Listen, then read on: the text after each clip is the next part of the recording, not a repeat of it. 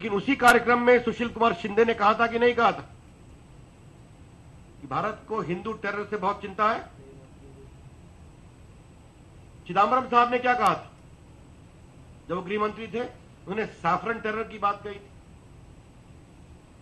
BJP का दृष्टिकोण बहुत ही स्पष्ट है कि आतंकवाद का न कोई ईमान होता, न कोई धर्म होता, न कोई आस्था होती।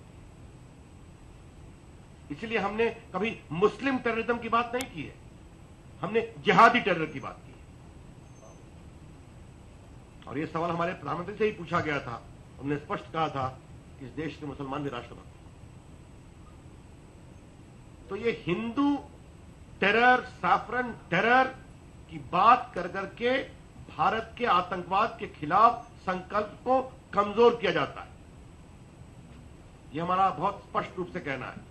और जो आतंकवादी सरहद के पार बैठे हुए हैं उनको मदद मिलती है कि तो भारत के गृह मंत्री कह रहे हैं, तो हमें भारत सरकार क्यों ब्लेम करती है? और जब राहुल गांधी ने आज तक इसको डिसोन नहीं किया है, the threat of Lashkar-e-Taiba is inferior in comparison to the Hindu threat. It's a matter of record. तो ये कौन सी बात कह रहे हैं श्रीमान गुलाम नबी आजाद साहब? और ये सवाल मैं गुलाम नबी आजाद से क्या पूछूं? ये सवाल तो मुझे सोनिया गांधी से पूछना पड़ेगा, क्योंकि राहुल गांधी के खिलाफ बोलने की तो किसी की हिम्मत है नहीं। एक भारत के प्रधानमंत्री थे जिन्होंने एक ऑर्डिनेंस बनाया था, उसको नॉनसेंस कहा गया था, तो उसके बाद तो ऐसे ही मैसेज चला गया कि कोई उनके खिलाफ नहीं बोल सकता। सोनिया गांधी से हमारा स्पष्ट सवाल है, does she approve of the whole label of Hindu terror being alleged by Rahul Gandhi and her senior ministers during her tenure, that of Manmohan Singh's tenure, like Chidambaram and Sushil Kumar Shinde? और अगर इसे डिसोन नहीं करना है तो जो राजनाथ जी ने कहा है वो 16 आने सही है। ये सब रिकॉर्ड की बात है। इंटरनेट पे जाइए, बटन दबाइए, सारा सामने आ जाता है। इसलिए हम इस बात को बहुत विनम्रता से कहेंगे कि कांग्रेस पार्टी अब 44 हो गई है। क्या अभी भी आतंकवाद के मुद्दे पर उसने जो स्टैंड लिया है, apart from corruption and bad governance, उसका भी हाथ है। हमारी अपेक्षा होगी देश एक स्वर में बोले, देश को एक स्वर में बोलना चाहिए। जब हिंदू आतंकवाद की बात करते हैं, सैफरन टेरर की बात करते हैं, ये कौन सी बात कही जाती है? तो कहीं ना कहीं कंट्री के इरादों को कमजोर करने की कोशिश है, purely for vote bank politics. ये बात हम बहुत विनम्रता से कहना चाहेंगे। उसमें एक दूसरी बात कहनी है कि कल राहुल गांधी जी गए थे पुणे। आजकल मैं देख रहा हूं कि उनकी विद्वान टिप्पणियां दिल्ली के बाहर ही निकलती हैं। अच्छी बात है, उनको अधिकार है लोकतंत्र में। उन्होंने एक बात कही कि संघ ओनली प्रमोट्स मीडियोक्रेसी। आदरणीय जेटली जी ने कुछ बात कही है, मुझे उसको सप्लीमेंट करते हुए दो बात कहनी है। राष्ट्रीय स्वयंसेवक संघ एक राष्ट्रवादी संगठन है और उसने एक से एक विद्वान, प्रामाणिक, पारदर्शी, ईमानदार, बुद्धिजीवी और नेताओं को पैदा किया।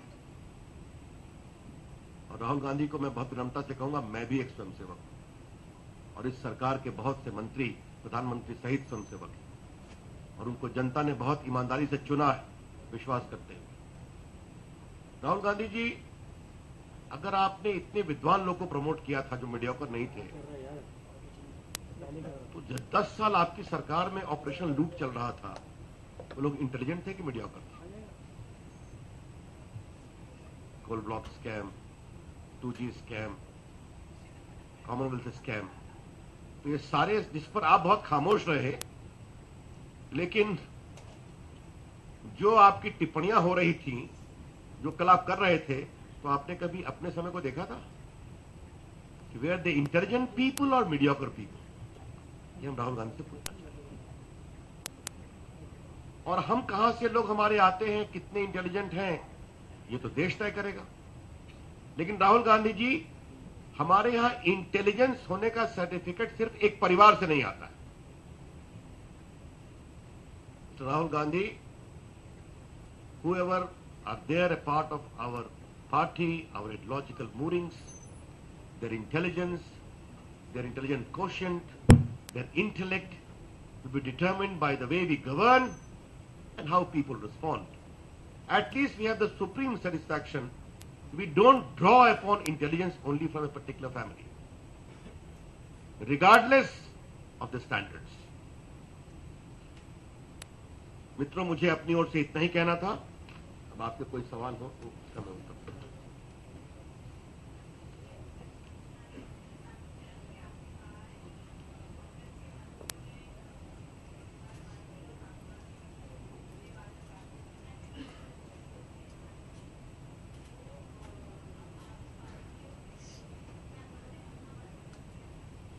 देखिए, हमारी पार्टी में या किसी पार्टी में कई ऐसे लोग जो ब्यूरोक्रेट्स रहे हैं पार्टी में आते, और जब वो हमारी पार्टी में हैं तो हमारी पार्टी की विचारधारा और हमारी पार्टी के सिद्धांत को समझ कर रहे हैं। मैं इस पर कोई कमेंट नहीं।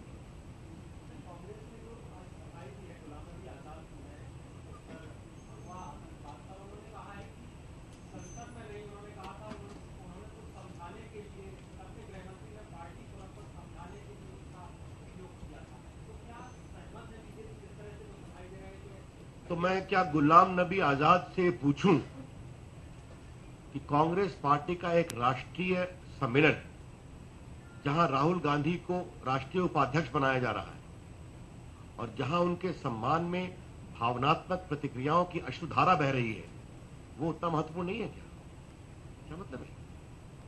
हमारी भी पार्टी की नेशनल एग्जीक्यूटिव की मीटिंग होती है 3 महीने बाद, आप लोग सभी आते हैं। It was authentic meeting of the Congress party in governing the country. इसलिए संसद में बहस करें, वो तैयार है बहस करने के लिए। कांग्रेस पार्टी भाग रही है। मुझे इस बात की बहुत पीड़ा है।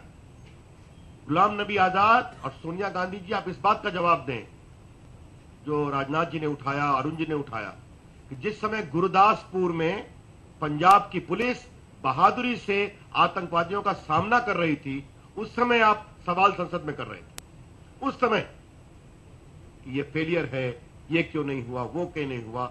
इस बात को सोचिए, एक पार्टी जिसने 65 साल की आजादी में लगभग 57 साल भारत पे राज्य किया है, उसके प्रतिनिधि उस समय सवाल कर रहे हैं जिस समय पंजाब के बहादुर पुलिस के नौजवान आतंकवादियों से संघर्ष कर रहे हैं। ये सवाल करते हैं।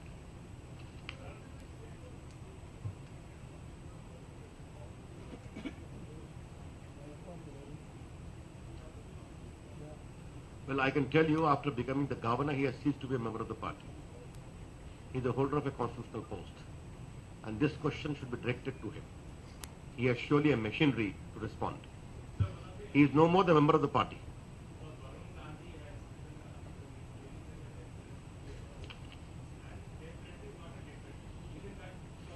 देखिए, मैं आपसे एक बात अवश्य कहना चाहूंगा। वरुण गांधी जी लेख लिखते रहते हैं, उनका मत पार्टी का मत नहीं है। आपको मालूम है कि फांसी के मामले पर कई के विचार अलग अलग हो सकते हैं, लेकिन सुप्रीम कोर्ट ने rare of the rarest cases में इसको अवॉर्ड करने का एक नियम बनाया हुआ है, उसका पालन होता है।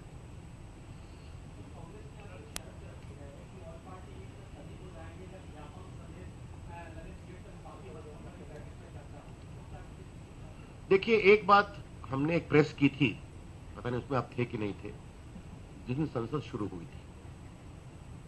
लेकिन चूंकि आज गुलाम नबी आजाद ने इस विषय को उठाया है तो मैं उसका उत्तर दे रहा हूं। सुषमा जी पहले दिन से स्टेटमेंट देने को तैयार बैठी, वो सवाल का जवाब देने को भी तैयार बैठी। लेकिन जहां तक व्यापम का विषय है तो कांग्रेस पार्टी के मित्र भूल जाएं, लेकिन देश को हमको बताना जरूरी है कि जब से भारत का संविधान बना है तब से राज्यों के विषय संसद में चर्चा नहीं होते, क्योंकि उनके चर्चा करने के लिए प्रदेश में विधानसभा है, विधान परिषद है।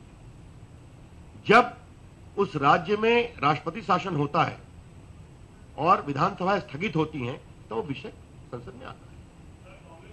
एक मिनट रुकिए। लेकिन इसके 4 अपवाद हैं। अगर कम्युनल राइट्स होता है, अगर कोई SC ST का मैटर होता है, कोई महिला उत्पीड़न का विषय होता है, या नेचुरल डिजास्टर होता है, भूकंप है या बाढ़ है, इसके अलावा चर्चा नहीं होती। तो कांग्रेस पार्टी पहले इस कंसेंसस को तोड़े, सब लोग मिलकर तोड़ेंगे ना, तब तो फिर संसद में सिर्फ व्यापम क्यों होगा? वीरभद्र सिंह के भ्रष्ट कारनामों की खुली चर्चा होगी, हरीश रावत के भ्रष्ट कारनामों की चर्चा होगी, तरुण गोगोई के भ्रष्ट कारनामों की चर्चा होगी, उनके गोवा के पूर्व मुख्यमंत्रियों के कारनामों की चर्चा होगी, फिर तो मायावती जी अखिलेश यादव की चर्चा होगी, DMK AIDM की चर्चा होगी, CPM ममता जी की चर्चा होगी। तो ये सिर्फ व्यापम तो नहीं होगा। ये बात हम बहुत स्पष्ट कहना चाहते हैं। कांग्रेस पार्टी को यह साफ करना पड़ेगा कि हम 1950 से आज तक के कंसेंसस को तोड़ रहे हैं। तो फिर मैदान में हम भी आने को तैयार हैं, और हमारे पास कांग्रेस के मुख्यमंत्रियों के भ्रष्टाचार का अंबार है, इसकी चर्चा करने को तैयार हैं।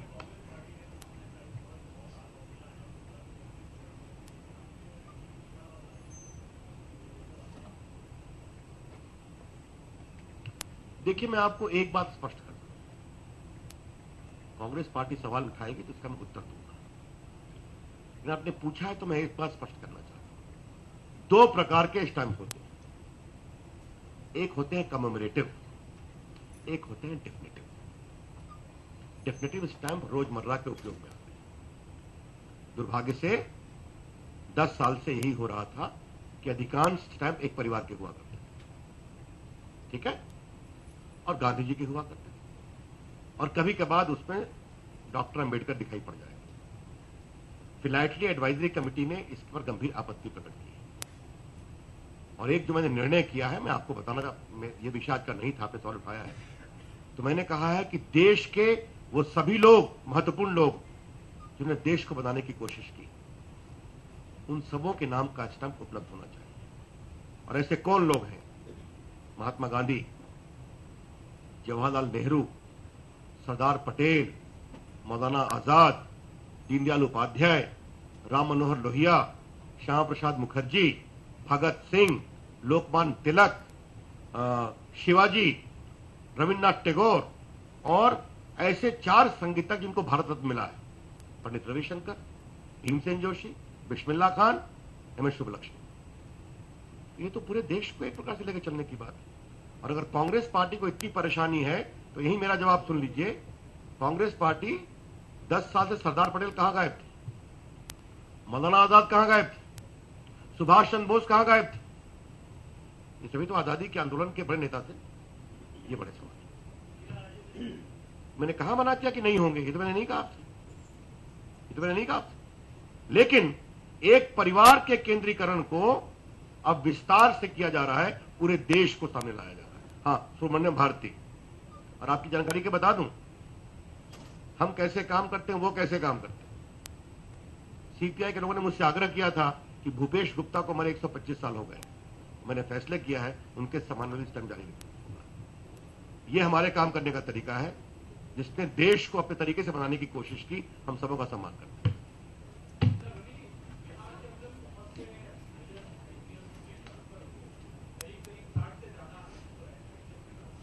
देखिए, मैं ट्रांसफर पर कुछ नहीं बोलूंगा। ये ट्रांसफर का विषय बहुत दिन से पेंडिंग था। अब नीतीश जी रोक रहे थे कि लालू जी के दबाव में रुक रहा था। मैं इतना ही कह सकता हूं, ट्रांसफर जितना भी करें, डेपुटेशन जितना भी करें, डिप्लॉयमेंट जितना भी करें, रिजल्ट वही होगा जो अक्टूबर नवंबर में होने वाला है। ये सत्ता जाएगी।